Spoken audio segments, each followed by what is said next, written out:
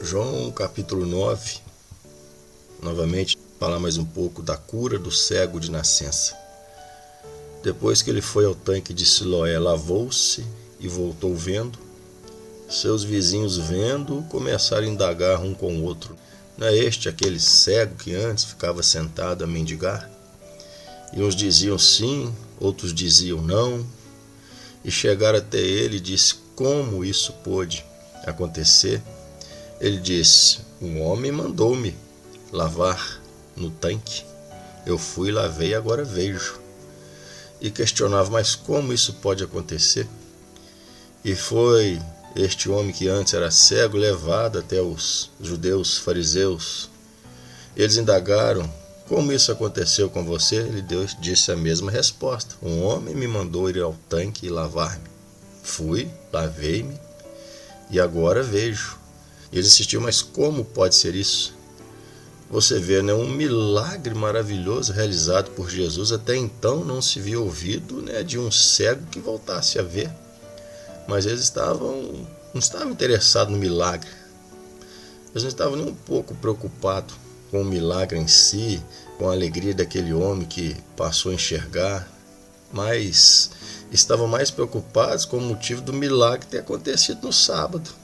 E aí começaram a dizer: este homem que fez isso não é de Deus, falando de Jesus, pois ele não guarda o sábado. E outros fariseus diziam: como pode uma pessoa não ser de Deus fazer tamanho sinal, tamanho milagre? E havia dissensão entre eles. E os fariseus perguntaram para o homem que dantes era cego: o que você fala deste homem que te abriu os olhos? Ele disse: para mim, ele é um profeta. Os judeus, não acreditando que esse homem era cego de nascença e agora enxergava, mandou chamar seus pais e perguntar: é este seu filho? Nasceu cego? Os pais daquele homem disseram: este é nosso filho e sabemos que nasceu cego. Agora, como, pois, ele vê, nós não sabemos. E os pais daquele homem disseram: perguntem para ele. Ele é maior de idade. Ele pode responder por ele mesmo. E os pais desse jovem, ao invés de apoiarem o filho, estavam ainda o entregando mais nas mãos daqueles fariseus, né? Falaram: pergunta para ele. Ou seja, não quiseram se comprometer, porque os fariseus já haviam dito que quem confessasse que Jesus era o Cristo seriam expulsos da sinagoga deles. Então, os pais deste homem, a preocupação deles era não serem expulsos da sinagoga. Estava ali um grande milagre feito na vida de seu filho. Jesus se revelou a ele, fez milagre na vida de seu filho, mas a preocupação deles era não ser expulso da sinagoga dos fariseus, de um círculo. Essa era a preocupação dos pais. E os judeus voltaram a indagar o homem que era cego. Veja o versículo 24. Chamaram, pois, pela segunda vez o homem que tinha sido cego e disseram-lhe: dá glória a Deus. Nós sabemos que esse homem é pecador, se referindo a Jesus. Respondeu ele, pois, e disse: se é pecador, não sei. Uma coisa sei, e é que, havendo eu sido cego, agora vejo. E tornaram a dizer-lhe: que te fez ele? Como te abriu os olhos? Respondeu-lhes: já vos disse, e não ouviste? Para que o quereis tornar a ouvir? Olha o que o homem que antes era cego disse: quereis vós, porventura, fazer-vos também seus discípulos? Olha o que ele disse para os judeus: vocês estão querendo ser discípulos dele? E isso deixou os judeus furiosos, né? Versículo 28. Então o injuriaram e disseram: discípulo dele sejas tu. Nós, porém, somos discípulos de Moisés. Nós bem sabemos que Deus falou a Moisés, mas este não sabemos de onde é, disse os judeus, né?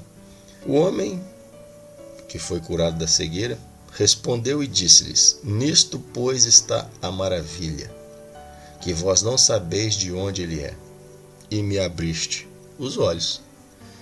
E olha a lição que este homem dá. Ao contrário da covardia de seus pais, de não quererem confessar Jesus, por causa de não poder participar mais de certos envolvimentos com certas pessoas que não aceitavam Jesus, que não criam Jesus. Olha a diferença, a coragem desse jovem. Ele pagou um preço por isso. E é o preço que muitos não querem pagar. Jesus diz que aquele que não pegar a sua cruz e não ir após ele, não é digno dele. Há um preço a ser pago. Um preço que os pais desse rapaz não quis pagar. Os pais deles preferiram fazer parte, de seus antigos relacionamentos, sua religiosidade, seus antigos amigos, parentes, do que deixar tudo isso para trás e fazer parte da família de Cristo, da família de Deus. Veja o que este homem diz no versículo 31. Ora, porque os judeus disseram que Jesus era um pecador, Aí ele diz: ora, nós sabemos que Deus não ouve a pecadores, mas se alguém é temente a Deus e faz a sua vontade, a esse ouve. Esse homem que nasceu cego, de onde ele tirou essas palavras? Da Bíblia, da palavra de Deus. Está lá em Isaías 59, versículo 1 e 2. Veja o que diz. No livro de Isaías, este homem que antes foi cego usou a palavra para responder os judeus, os fariseus. Eis que a mão do Senhor não está encolhida para que não possa salvar, nem o seu ouvido agravado para não poder ouvir. Ou seja, Deus não está desabilitado para ajudar, para salvar, para socorrer, para fazer qualquer coisa. E também não está com nenhuma deficiência auditiva para não poder ouvir. Parece que muitos pensam isso, acerca de Deus.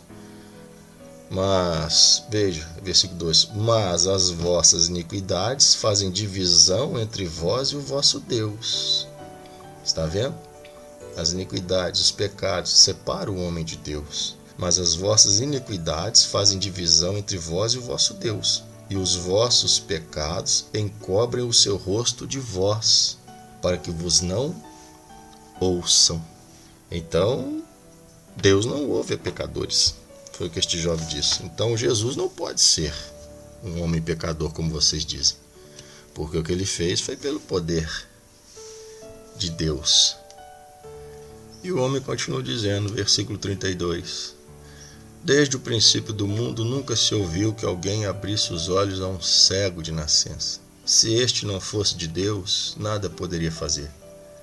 Responderam eles, os judeus, e disseram-lhe: Tu és nascido todo em pecados e nos ensina a nós? E expulsaram-no. Foi expulso da sinagoga. Jesus ouviu que o tinha expulsado e, encontrando-o, disse-lhe: Crês tu no Filho de Deus?